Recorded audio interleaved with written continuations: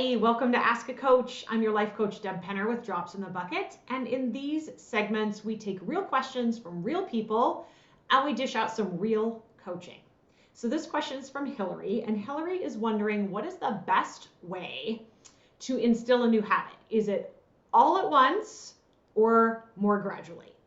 So let's dig into that. The single most important thing about creating a new habit is consistency. What we're really doing when we create a habit is we're taking something that involves a conscious choice and we're making that choice enough times to eventually move that down into the subconscious part of our brain that does all those automatic things that we do. So think about things like driving your car, brushing your teeth. When you were little, well, probably not little when you learned to drive your car. When you were really little, you learned how to brush your teeth. Then when you were a teenager, you learned how to drive your car. And at the time, you had to put a lot of conscious thought into those things. Somebody had to show you how to put the toothpaste on your toothbrush, and they had to remind you to brush your bottom teeth and your top teeth, and they had to tell you how long you had to do it. Driving your car, same thing, right? There was a time in your life when you actually had to think about, if you're my age, putting the key in the car, turning the ignition on. Oops, I didn't have it in neutral, or I didn't have the clutch in, and then I killed it. And all of those things had to be done consciously enough times that your subconscious mind took over. And now you can drive from home to work and you don't even remember the trip. You can brush your teeth while you do 7 other things because you no longer require conscious input to do the things that are habits for you. So that's what you're creating when you're instilling a habit.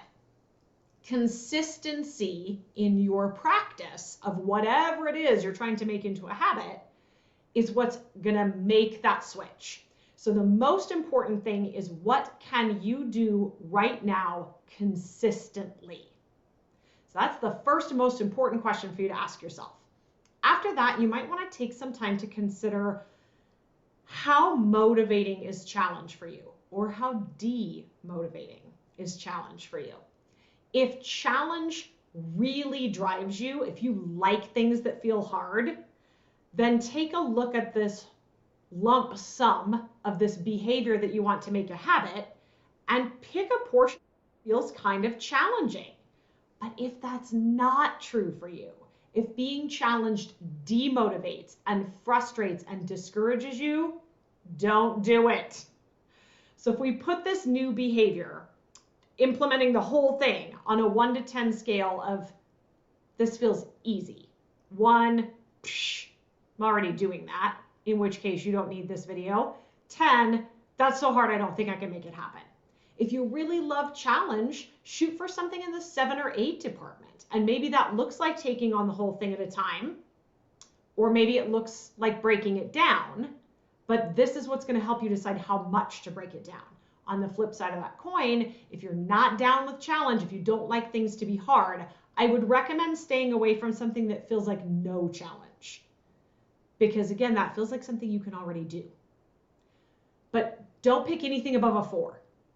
So just use your own personal alignment with or avoidance of challenge to help you use that in determining, do I just implement the whole thing, or am I going to break it down into some individual steps that I'm going to implement one at a time? And the last thing that I'll share with you with regards to creating a new habit is the possible use of rewards or consequences. If you are super motivated by a reward, feel free to create one for yourself. But know this, most human brains are more motivated by negative consequence than they are by positive reward. So here's a little trick that you can use. Keep in mind, when we're talking about this particular aspect of rewards or consequences, it takes a minimum, an absolute minimum of 2 months to create a new habit. So you want to be looking out 2, 3, 4 months ahead of when you're starting this implementation. And that's when you're going to be looking at your reward or your consequence. Here is a really dirty, super effective trick that you can use. You need an accountability partner to really hold yourself to this. But what you want to do is create a consequence that's very uncomfortable for you if you don't do the new thing. So if you don't stick to your intention of creating this new habit, you've got a buddy who's going to enact a consequence for you. And that consequence can be anything, but it does need to be something that you really don't want to have happen. My personal favorite is donating money to a cause that you absolutely detest. And I like that because it hurts twice. Once because you're losing your money, and the second time because your money is going to something you can't stand. So even though a reward feels nicer, feels more pleasant, it's actually for most people less motivating. We are less likely to do something that we believe will bring us pleasure than we are to do something that we believe will help us avoid pain.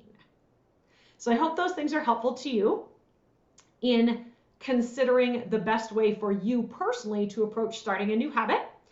If you did find this information useful, if you'd like to see more answers from a coach, make sure that you have subscribed to the channel and click that bell icon so you get notifications when new answers are available to you. I'll see you soon.